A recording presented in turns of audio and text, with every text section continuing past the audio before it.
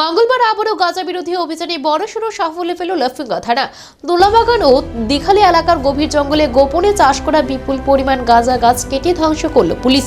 দোলাবাগান ও দিখালিয়ার মাঝামাঝি এলাকা থেকে প্রায় 2900টি পরিপক্ক গাছ কেটে ধ্বংস করা হয়। গত 3 দিনে অভিযান ও দিখালিয়া এলাকায় মোট প্রায় 13,000 গাঁজা গাছ ধ্বংস করেছে পুলিশ। এই অভিযানের নেতৃত্ব দেন লাফিঙ্গা থানার ওসি সহদেব দাস।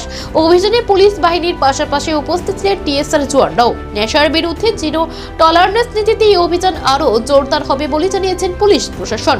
গাঁজা চাষ সম্পূর্ণ অবৈধ। কেউ ঘাস জমি দখল করে এই ধরনের কাজ করলে কাউকে রেহাই করা হবে না। আগামীতেও আমাদের অভিযান চলবে। আমরা গাঁজা প্ল্যান্ট ডিস্ট্রাকশন অপারেশন করেছি তুলাবাগান এবং দিঘালিয়ার মাঝামাঝি, ম্যাক্সিমাম দিঘালিয়ায় বলা হয় এটাকে। আচ্ছা, কতটুকু গাছ কেটেছেন? এবং আমরা ওইখানে ডিস্ট্রাকশন করেছি 2900 গাঁজা। কোন সময় হয়েছে আজকে অভিযানটা? দুপুর 12টা থেকে 1টা ওই টাইমে। কারা কারা ছিল অভিযানে? আমি নিজে ছিলাম, টিএসআর অফিসার এবং আমাদের পুলিশ স্টাফ।